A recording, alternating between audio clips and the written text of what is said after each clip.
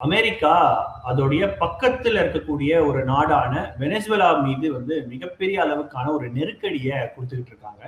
குறிப்பா வெனிசுவேலாவினுடைய அந்த ஆயில் டேங்கர வந்து அமெரிக்கா வந்து சீஸ் பண்ணியிருந்தாங்க. வெனிசுவேலா மீது அமெரிக்கா சொல்லக்கூடிய குற்றச்சாட்டு என்னன்னா, அமெரிக்காவுக்கு அதிக அளவுக்கான போதைப் பொருட்கள் வெனிசுவேலா மூலமா தான் வருது அப்படின்ற மாதிரியான ஒரு குற்றச்சாட்ட வச்சிருந்தாங்க. அதை தாண்டி வெனிசுவேலாவில் வந்து ஜனநாயகம் இல்ல, நிறைய சர்வாதிகார ஆட்சியை வந்து நடத்துறாங்கன்னு சொல்லி அமெரிக்கால இருந்து நிறைய குற்றச்சாட்டு வெனிசுவேலா மேல வைக்கிறாங்க. ஸோ இது எப்படி நம்ம புரிஞ்சுக்கிறது? வெனிசுவேலாவுக்கும் அமெரிக்காவுக்கும் இடையிலான இந்த போர் குறிப்பாக ஒரு பனிப்போர் மாதிரி போயிட்டு இருக்குன்னு நம்ம பார்க்கலாம். இது எப்படி புரிஞ்சுக்கிறது? இது பனிப்போர்னு சொல்ல முடியாது. நேரடி போர் தான் போயிட்டு இருக்கு. பனிப்போர் இல்ல. பனிப்போர்ன்றது மறைமுகமா சண்டை போடுறது.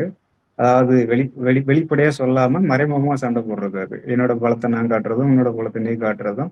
அப்படி ஒன்ன பார்த்து நான் ஒன்ன மிரட்டுறது, நீ என்ன மறைமுகமா மிரட்டுறது அப்படின்றதுதான் பனிப்போர். ஆனா இது நேரடி போர். நேரடி போர்னு ஏன் சொல்றோம் அப்படின்னா, இன்னைக்கு அவ்வளவு போர்க்கப்பல்கள் வெனிசுவேலா சுத்தி அவ்வளவு போர் கப்பல் மட்டும் இல்ல, அவ்வளவு படை வீரர்கள் நிறுத்தப்பட்டிருக்கிறாங்க. இதுக்கு முதல்ல சொன்ன காரணம் என்ன அப்படின்னா, அங்கிருந்து போதைப் பொருள் கடத்தல் நடக்குது. அமெரிக்காவுக்குள்ள வருது. அதனால அமெரிக்கர்கள் பாதிக்கப்படுறாங்க. அதனால நான் அந்த போதைப் பொருள் கும்பலை ஒழிக்கிறதுக்காக தான் இந்த மாதிரியான ஒரு போதைப் பொருட்கள் மீதான ஒரு போரா அறிவிச்சுதான் செஞ்சுட்டு இருக்கிறாங்க அப்படின்னு முதல்ல சொல்லப்பட்டுச்சு. அதன் பிறகு அவர் என்ன சொன்னாரு, ட்ரம்ப் என்ன சொன்னாருன்னா, எங்களுடைய எண்ணெய் வளங்களை வந்து அவரு அவங்க எடுத்துக்கிட்டாங்க. நம்ம திரும்ப பெறணும். தன்னோட இழந்த நம்மளுடைய எண்ணெய் வளங்களை வந்து திரும்பி பெறணும். யாரோட எண்ணெய் வளம் அப்படின்றது அவர் சொல்றாரு. இவங்களோட எண்ணெய் வளம் நான் சொல்றாரு.